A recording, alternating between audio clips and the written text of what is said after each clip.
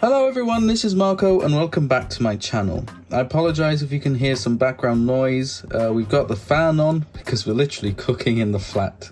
It's like 32 degrees inside with no aircon, and the fan is the only reprieve we have. So apologies again for the noise if you can hear it. But today we're doing another unboxing. It's not Jurassic June anymore, it's Jurassic July. I thought I'd carry it over because the film's releasing this month anyway, and I still got quite a few unboxings I'd like to do. So let's start with this story pack, the Jurassic World Dr. Henry Loomis and Pteranodon Set. I wasn't originally going to get this one, but then I saw it in person and I thought, okay, this is actually really nice. And that Dr. Loomis figure is the best one in the line anyway. So let's have a look at the box. The box is the standard Rebirth looking packaging. We've got some red accents and black accents here and there, and we have a landscape in the background. The box is kind of open box style, so you can actually touch the figure if you want it and have a look at it closely. Unfortunately, it's not collector friendly, as the only way to access Dr. Loomis and the accessories is to rip the plastic apart. But we have the Jurassic World Rebirth logo at the bottom and the Dr. Henry Loomis and Pteranodon writing right there. On the sides we have the Jurassic World Rebirth logo, and on the back we have a picture of the things included in the box, a little demonstration of the accessories, and lots of writing. On the bottom there is the barcode right here for you. Okay, so now we've had a good look at the box, we can open it up. There's not much salvaging this, so all you can do really is just cut the bands on the Pteranodon, and then we're just going to have to try and access Dr. Loomis. So here we go, I'm going to peel it from underneath like this. And that's everything out of the box. We have a pterosaur figure included, we have 2 accessories and a human figure. So I think we can start by looking at the human figure first, as we usually do. So first impressions, I think this is probably the highlight of the set, purely because of how much is going on with this human figure in terms of detailing and paint. This is by far the best human figure in the line, in my opinion. So let's have a good look at him. So sculpt wise, I think the head sculpt is pretty much spot on. Absolutely love this. The glasses are sculpted onto the face directly. They aren't a separate accessory like we've seen with Dr. Malcolm in Jurassic Park, but those were more like sunglasses than actual reading glasses or spectacles in this case. So I think this works really well because you can see his eyes behind them. The hair is sculpted really nicely too, nice and detailed. If we move down to the shirt is very nicely sculpted with some pockets on the front and some creases and folds around it too. He's wearing a watch on his left arm. He's wearing this sort of jacket or waistcoat, which is super nice. It's nice and rubberized, and it just makes the figure look a lot nicer. I think it's beautiful. There is a belt sculpted on too, and the trousers are nicely sculpted as well. There's some pockets on the sides, and it's got full of creases and folds. And the boots are nicely sculpted as well, with lots of detail. Paint wise, I think this is where this figure shines as well. I find that this face for Dr. Loomis is spot on, and the beard actually looks decent, unlike the Spinosaurus Danger Pack Dr. Loomis, as he had a very messy looking beard on that. But this is very nicely applied, very tastefully done. The paint applications on mine are perfect as well. It's crazy how they managed to add eyebrows as well behind the glasses. It's very nice attention to detail. I really like the paint on the shirt. There's this sort of tartan pattern going on, and it looks amazing. It really adds so much to the figure. It looks really good. Apologies for the seagulls in the background. We can't have the windows and doors shut because otherwise we'd be cooking even more. But look, the belt buckle is painted on this figure, and that's great. The watch is painted all black. The trousers don't have much going on paint-wise, but they look really nice regardless. They're beige, and then the boots are all brown. Let's have a look at the articulation. It's got the standard basic human articulation, which is my favorite, I think. The head turns around and it's on a little ball joint, so it can move up and down too, very subtly. The arms can move like this. The waist articulates, and the legs articulate like this too.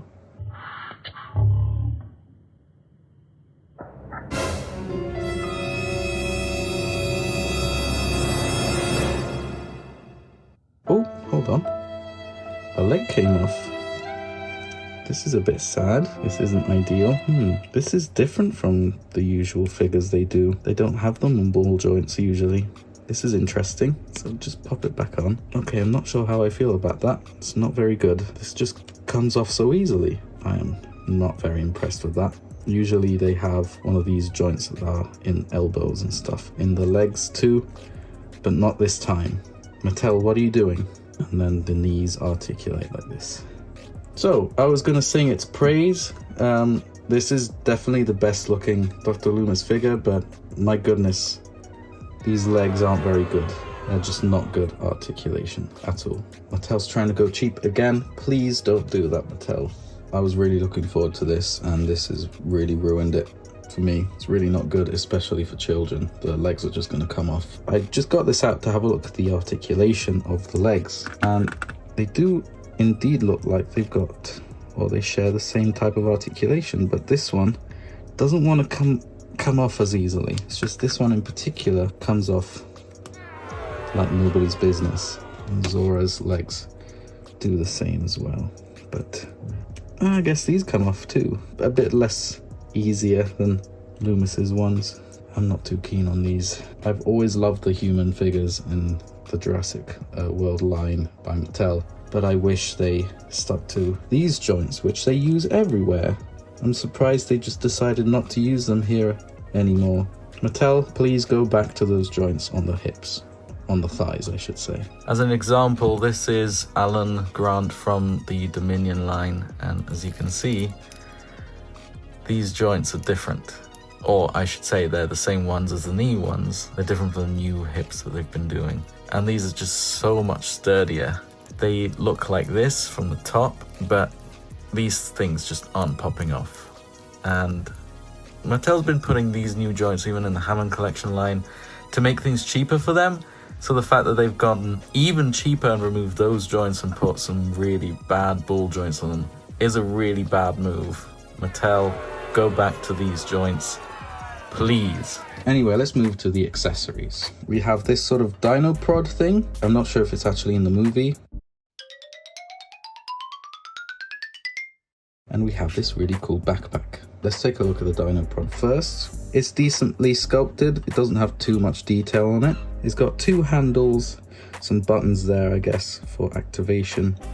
And then this sort of bit right here that is supposed to simulate the electricity coming out. Cast in this transparent or translucent blue dyed plastic. There's not really much else to say about this one, so we'll move on to the backpack, which is one of my favorite accessories.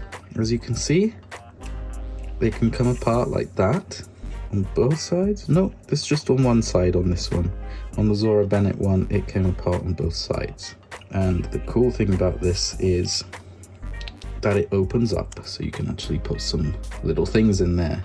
It would have made sense to have Dr. Loomis come with some eggs from the Quetzalcoatl scene in the movie, but alas, it didn't. I'm not sure what Mattel expects us to put in here, but unless some new sets come out with some extra accessories, there's not really much we can do with these. But it's a really fun little thing nonetheless. I really love that. In terms of sculpt, it's nicely detailed. You can see lots of little clasps right there, and there's some nicely detailed folds in the material. This is all rubberized, by the way. And let's equip Dr. Loomis with his backpack. You just open it up on the side like this, put his arm through that side like that, and then click it in. And there you go, he's wearing his backpack. And now let's have a look at the Pteranodon. This is very, very basic. It doesn't have any action features. Let's have a look at the Pteranodon. This is very, very basic. It doesn't have any action features. It's just slightly posable. So it looks like this in the box, and then you can unfold the wings and open them up like this. Again, it's quite basic. First impressions, I'm not really a huge fan of it, but it looks decent enough, I guess. It looks like a Jurassic Park 3 Pteranodon. I'm not sure if these are going to be in Rebirth, but I guess we'll find out when the movie's out. Sculpt-wise, again, it does resemble the Jurassic Park 3 Pteranodon a little bit. It's got the basic jaw hinge that Mattel's been adding on the Raptors and the smaller figures, which isn't ideal, but it doesn't work too bad on this one compared to the Raptors. It's got sculpted in teeth, which is accurate to the Jurassic Park 3 Pteranodon, although Pteranodon means toothless wing. Pteranodons in real life didn't have teeth. but if it's accurate to the movie, then that's good. The sculpt on the wings looks quite leathery and it looks quite alright, and the torso looks pretty wide. Usually it should sort of thin out a little bit in the center, but I guess it works alright so the wings sort of connect properly. And then the legs look like this. Paint wise, again, is very, very basic. It's just cast in this brown color. It's got a bit of blue on the crest, some yellow eyes with no pupil paint.